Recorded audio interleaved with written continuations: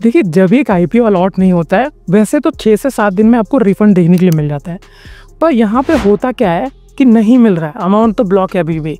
But अब मैं आपको बताऊंगा इस वीडियो को एंड तक देखना है, क्योंकि अगर आपका एक HDFC में अकाउंट है, और ये बहुत इंपॉर्टेंट है कि आपका रजिस्ट्रार यानी कि जिसने आईपीओ को पूरा देखभाल करता है वहाँ से रुका हुआ है या बैंक से।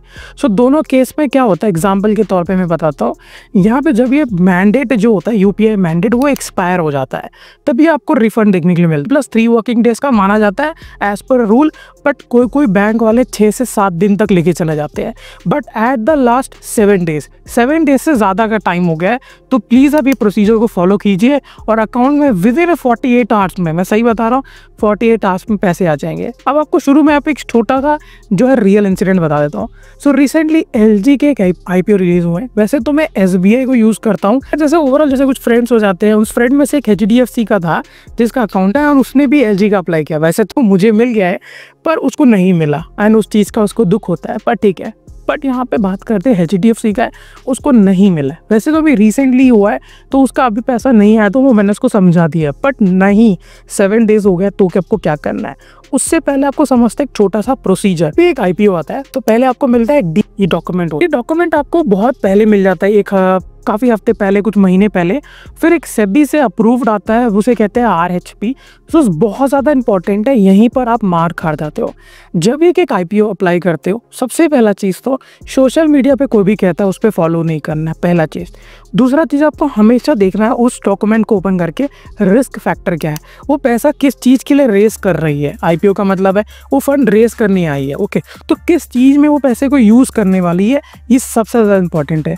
उसके बाद आता है फाइनेंशियल परफॉर्मेंस, भी आपको नोटिस करना। बट ओवर हाइप्ड रहते हैं, क्योंकि ये जो जितने भी डॉक्यूमेंट्स है एक मर्चेंट बैंकर बनाता है, एंड इसमें क्या रहता है, एक तरीके से ये पंडित की तरह काम करते हैं। यानी कि जो भी आपका पंडित है, अगर आप अपने उसके गुण बनाते हो यानी अपना पूरा जन्म पत्री बनाते हो, तो कुछ बढ़ा चढ़ा के बोलता है।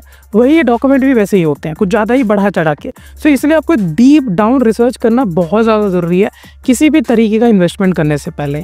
ओके, सॉरी मैं यहाँ पे कैरिड अवे हो गया, आईपीओ के बारे में बात करने लग गया, बट एक्चुअली वीडियो आईपीओ को लेकर नहीं था। मैं कैरिड अवे हो गया, सॉरी। सो आधे टॉपिक के और यहाँ पर अगर आपको HDFC में सबसे पहला क्या करना है, यहाँ पे मैं आपको एक ईमेल आईडी दिखा रहा हूँ और आपको यहाँ पे एक ईमेल करना है, याद रखना है। इसके बाद जो बहुत इंपॉर्टेंट स्टेप है, ईमेल का बैकग्राउंड जो बॉडी ऑफ लेटर भी आपकी स्क्रीन पे आ रहा है, इसे ले लीजिए या खुद से भी लिख सकते हो आप। यहाँ पे पूरा डिटेल एंटर करके सेंड कर देना है। एंड इसे सेंड करती है अगर SBI की साइट से, मतलब आपने यहाँ पे 2 चीज़ होता है, या तो आपने जब UPI मैंडेट आया है या नेट बैंकिंग का आपको आया था, आपने अप्रूव ही नहीं किया अपने एंड से, तब ऑटोमेटिकली लिस्टिंग के 5 वर्किंग डेज, याद है, लिस्टिंग के 5 वर्किंग डेज। यहाँ पे काफ़ी लोगों को कन्फ्यूजन होता है कि ठीक है क्लोजिंग हो गया तो मुझे मिल जाएगा, एंड क्लोजिंग के बाद भी 3 दिन लग जाता है, लिस्टिंग या 4 दिन लग जाता है, डिपेंडिंग, अलग अलग रूल्स होता है, बट एक्चुअली जो स्टैंडर्ड होता है वो 3 दिन होता है। लिस्टिंग के बाद से, मैं एग्जैक्टली इस वर्ड को बार बार कह रहा हूँ, लिस्टिंग जिस दिन होता है वहाँ से आपको काउंट करना है 5 वर्किंग डेज। अब किसी बैंक में 6 to 7, जैसे bank of India almost 7 days ले लेता है। पर यहाँ पर ये चीज़ इंपॉर्टेंट है, लिस्टिंग ये रहा, तो यहाँ पर अभी तक नहीं है। HDFC का आपको मेल करना है, विदिन 48 आवर्स में रोका हुआ अमाउंट आपके अकाउंट में ड्रॉप हो जाएगा। आप कुछ रजिस्ट्रार से भी इशू होते हैं। अब रजिस्ट्रार कैसे मिलता है मैं बताता हूँ। एग्जाम्पल के तौर पे स्टार्टिंग मैंने बताया था कि मेरे दोस्त का LG का प्रॉब्लम हुआ था, यानी LG का आईपीओ में, तो मैं यहाँ पे LG का ही ओपन करता हूँ, ठीक है। मैंने यहाँ पे LG का ओपन किया है, एंड यहाँ पे ओपन करने के बाद जब अब मैं ये डॉक्यूमेंट ओपन कर रहा हूँ, यानी RHP जो इंपॉर्टेंट डॉक्यूमेंट होता है जिसके बारे में मैं बात कर रहा था, मैं शुरू नहीं करना चाहता वो चीज़। तो जैसे यहाँ पे जाएंगे, आपको नीचे यहाँ पे एक ईमेल आईडी मिल रहा है, ठीक है। सो इस ईमेल आईडी पे आपको दोबारा ईमेल करना है, याद रखिए कॉपी पेस्ट नहीं करना है। इसको भेजते वक्त आपको कुछ और डिटेल शेयर करने होते हैं, और ये जितने भी डिटेल्स आपको स्क्रीन पे दिखा रहा हूँ, इस एग्जैक्ट यही डिटेल्स आपको शेयर करना है। अगर बुलेटिन में चाहिए तो मतलब मोटा मोटा कोई ये सारी चीज़ें आपको शेयर करना है। ये दोनों आपको ट्राई करना है। अगर 7 वर्किंग डेज हो चुका है लिस्टिंग के डेट से, मैं आपको क्लियरली अभी बता दे रहा हूँ, लिस्टिंग से 7 वर्किंग डेज हो चुका है, तब आपको ये दोनों प्रोसीजर करना है। वैसे HDFC काफ़ी जल्दी ही अनब्लॉक कर देता है सारे अमाउंट्स को, और रजिस्ट्रार भी कुछ भेज देता है, बट कहीं भी कुछ इश्यूज आते हैं तो इसके बाद ही ये प्रोसीजर करना है। अब ये नहीं है कि आप इसी ईमेल करोगे तो आपका फास्ट हो जाएगा, नहीं, क्योंकि एक सिस्टम बनाया गया है, प्रोसीजर बनाया गया है, उस प्रोसीजर को फॉलो करने पे ही काम बनता है।